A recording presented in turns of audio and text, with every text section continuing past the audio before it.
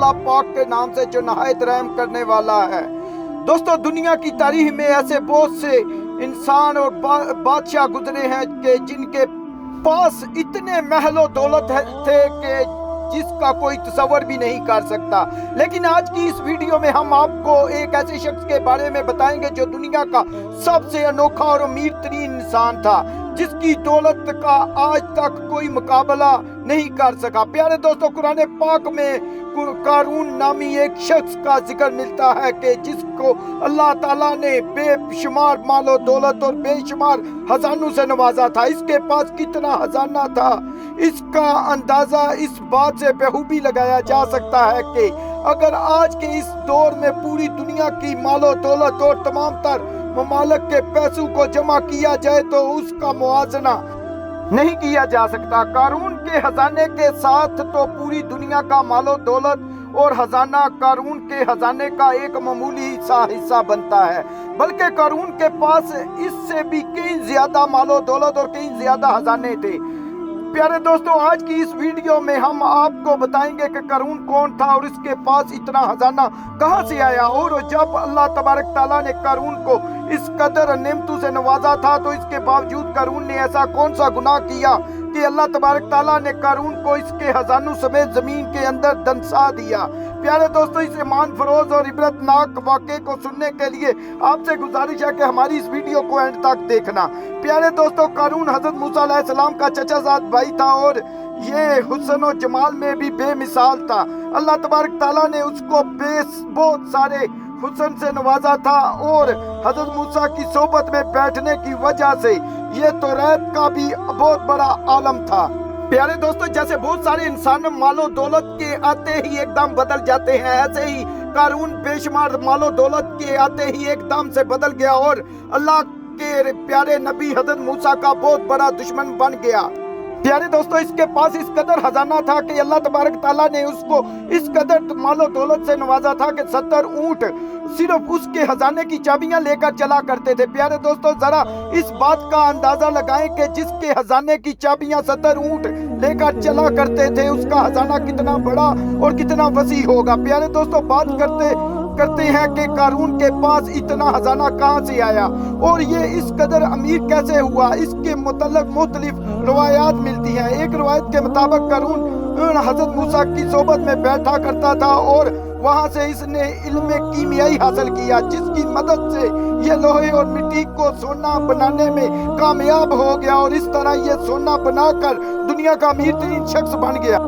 ایک دوسری روایت کے مطابق قارون لوگوں کو سود پر مال دیا کرتا تھا جس کے بدلے میں یہ لوگوں سے دگنا وصول کرتا تھا۔ اس طرح آہستہ آہستہ وقت یوں ہی گزرتا گیا اور یہ مصر کی تاریخ کا امیر ترین شخص بن گیا۔ اور ادھر جب اللہ تبارک تعالیٰ نے حضرت موسیٰ علیہ السلام کی طرف زکوٰۃ کا حکم نازل فرمایا تو حضرت موسیٰ علیہ السلام نے قارون کو زکوٰۃ دینے کا کہا تو پہلے تو قارون نے حضرت موسیٰ کے سامنے اس بات کا عہد کر لیا کہ وہ اپنے مال کا 1000واں حصہ زکوٰۃ دیا کرے گا، لیکن جب قارون نے زکوٰۃ کا حساب لگایا تو یہ اس کے مال میں سے ایک بہت بڑی رقم بنتی تھی۔ یہ دیکھ کر قارون پر ایک دم سے لالچ اور کنجوسی کا بھوت سوار ہو گیا اور اس نے اللہ تبارک تعالیٰ کا حکم ماننے سے انکار کر دیا، اور نہ صرف خود اس نے زکوٰۃ دینے سے انکار کیا بلکہ بنی اسرائیل کے لوگوں کو بھی بہکایا کہ حضرت موسیٰ کے خلاف بھڑکانے لگا، اور بنی اسرائیل کے لوگ یہ کہنے لگے کہ حضرت موسیٰ زکوٰۃ کے نام پر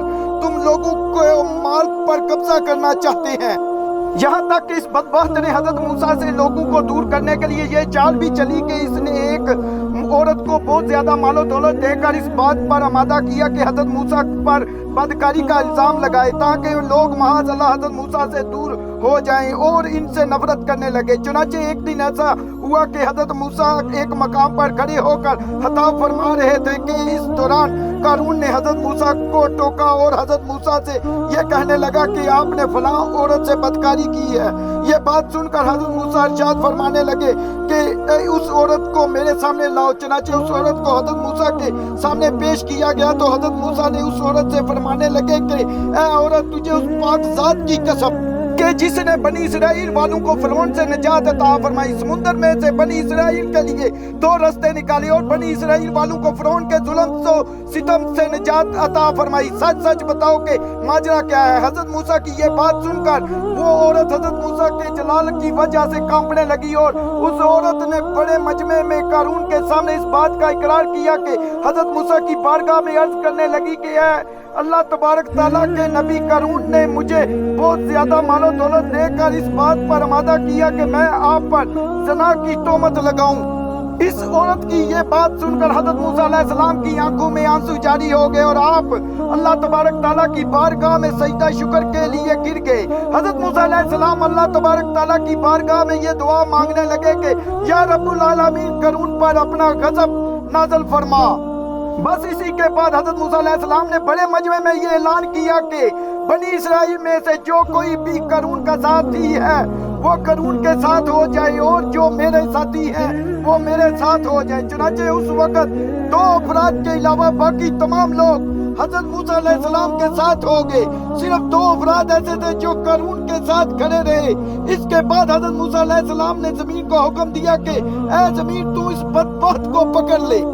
تو اس وقت زمین نے اللہ پاک کے حکم سے قارون کے گھٹنوں تک زمین کے اندر دنسا دیا۔ پھر حضرت موسیٰ نے زمین کو دوبارہ یہی حکم ارشاد فرمایا کہ تو اس وقت قارون کمر تک زمین کے اندر دنس گیا۔ یہ منظر دیکھ کر قارون حضرت موسیٰ علیہ السلام کے سامنے رونے لگا، التجا کرنے لگا، حضرت موسیٰ علیہ السلام کو اپنی رشتہ داری کے واسطہ دینے لگا، مگر حضرت موسیٰ نے قارون کی طرف کوئی توجہ نہیں فرمائی، یہاں تک کہ اللہ تبارک تعالیٰ نے قارون کو مکمل طور پر زمین کے اندر دنسا دیا۔ اس وقت وہ 2 آدمی جو قارون کے ساتھ کھڑے تھے وہ تمام لوگ کے سامنے یہ کہنے لگے کہ حضرت موسیٰ نے قارون کو زمین کے اندر اس لیے دنسایا ہے تاکہ حضرت موسیٰ علیہ السلام قارون کے تمام مال و دولت کو اپنا بنا سکے۔ ان کی یہ بات سن کر حضرت موسیٰ علیہ السلام نے اللہ کی بارگاہ میں پھر دعا کی کہ قارون کے تمام خزانے اور قارون کا مکان بھی زمین کے اندر دنسا دیا جائے۔ تو اللہ پاک نے حضرت موسیٰ کی یہ بھی دعا قبول فرمائی اور قارون کا مکان، قارون کی تمام تر خزانے زمین کے اندر دنس گئے۔ اس طرح قارون کا غرور و تکبر اور اس کا مال و دولت زمین کے اندر دنس گیا۔ جیسے کہ اللہ تبارک تعالیٰ اس بات کی طرف اشارہ کرتے ہیں، قرآن کریم میں ارشاد فرماتے ہیں کہ اور جو لوگ بخل کرتے ہیں اس چیز میں جو انہیں اللہ پاک نے اپنے فضل سے دی، ہرگز وہ اسے اپنے لیے اچھا نہ سمجھے بلکہ وہ ان کے لیے برا ہے۔ ان قریب وہ جس میں بخل کیا کرتے تھے وہ قیامت کے دن ان کے گلے کا توق ہوگا، اور اللہ ہی زمین و آسمان کے خزانوں کا وارث ہے، اور اللہ پاک ہر بات سے خبردار ہے۔ پیارے دوستو، اس طرح وہ قارون جس کو اللہ پاک نے ایمان کی نعمت اور خزانوں سے نوازا تھا، لیکن وہ مال و دولت کی غرور و تکبر میں آ کر اللہ تبارک تعالیٰ کا نافرمان ہو گیا۔ اس طرح قارون نے اللہ پاک کا حکم ماننے سے انکار کیا اور زکوٰۃ دینے کا منکر ہو گیا۔ استغفر اللہ، استغفر اللہ۔ اللہ پاک ہم سب کو دنیا اور آخرت میں کامیابی عطا فرمائے اور برائیوں سے بچائیں، آمین یا رب العالمین۔